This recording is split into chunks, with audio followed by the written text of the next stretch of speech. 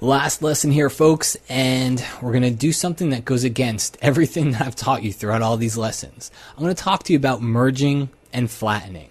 All right, we've tried to be very non-destructive and very flexible, but I'm going to be very destructive in this video to kind of get a point across that sometimes enough is enough. You don't have to save everything as a layer. If you're comfortable at a certain point in your image, you can flatten it. It's not a bad thing. Lots of people do it. All right, so go ahead and open up the image for this lesson. We're going to do a quick retouch. All right, I'm just going to create a blank layer on top of here. Let's work on the eyes. I'll take a white paintbrush and really quick, I'm just going to paint over the whites of the eyes very, very subtly. I don't think anybody will detect this. Yeah, that's looking good. Nobody's going to spot this one from a mile away, are they? No, just kidding. We're going to come up here, change the blend mode from normal, go down to soft light, and drop the opacity down to 0, and then just build it back up. Okay, you can see here, I'll just build it back up until it looks pretty good, somewhere around 30-35%, and I'm pretty happy with that. So we have our whitening on a blank layer. Do we need this layer? Well, I don't. Okay, for me personally, as much as I love layers and as much as I love the non-destructive workflow, I can't sit here and tell you that if I were working on this photo that I would not flatten at this point, because this layer, it's just an extra thing in my layers palette. I don't need it, and I know I'm not going to want to go back.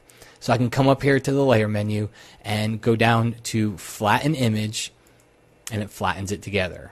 All right, so now that layer's gone, I'm working on one layer again. Let's create another new one. This example, I'm going to paint over the iris here. And right there. I'm going to go change this blend mode from normal to overlay. You can see how that brightens things up. Looks kind of spooky, but again, I'll take it down to 0, and then I'll bring it back up. Okay, brightens those eyes a little bit. And that looks pretty good. Now, at this point, do I need to save this? Well, again, same thing. If you're comfortable with it, and I think that's the main thing here, as you get more comfortable, you'll find that you'll flatten more. All right, so I can flatten, which flattens all layers. If I've got, I've just created a bunch of new layers. If I come up here to layer and I go down to flatten, it flattens everything. If you only have one layer like I have here, you can just go to layer, go down to merge down. It's got a keyboard shortcut, Command or Control E, and I can merge that down into the layer right below it. But that's the whole thing, is it comes to your comfort level. As you do this more, you'll be more comfortable, and you'll know that you'll need to go back less. If you're new to it, maybe you do want to save your layers, so you can always go back. If you're working with a client that you've worked with forever, and you know their tastes, well, do you really need to save the layer? If it's a brand new client, then maybe you want to consider saving more layers in case they do change their mind. So it's really at your discretion. I'm kind of just giving you my workflow, which is I would flatten it. Okay, I'm going to come over here, create another new layer. Let's take the healing brush and just do a little bit of lightening under her eyes here. And we'll drop the opacity, because that lets us get the best of both worlds. Drop it all the way down and then just bring it back up gradually. Okay, so before and after. Once again, do I need to save it? I'm not. I'm pretty happy with it, so I'm going to hit Command E, and that's going to flatten it down. Another example would be sharpening. Let's duplicate the layer, go up here to the filter menu, go down to sharpen, hit it with an unsharp mask. And I'm going to really crank it up just because I know it's harder to see this stuff on the screen through the video. So I'm going to crank it up more than I normally would, but I want to make sure you see the sharpening. So I'll hit OK, and I'll create a layer mask. Now remember, in our masks panel, remember how we can invert that layer mask, go from white to black?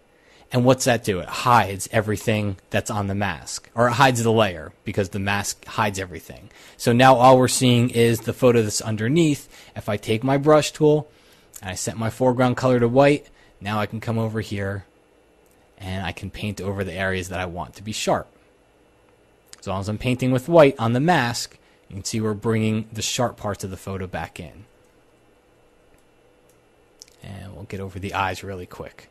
Now, if I were going to be done here, and if I were done with this image and I were saving it, I'd save it as a PSD file. I might not flatten this point, because this is sharpening, and sharpening can sometimes be device specific. It may work great for the web, and when I go to print, it might look a little soft. So maybe I'll want to sharpen it a little more if I go to print. It's a good idea to consider saving your sharpening layer as a layer. And that way I can come in here, if it looks too soft or it looks too harsh, I can drop the opacity down if it's too harsh. If it's too soft, I can delete it, and I can start over again, and I can add more sharpening to the photo.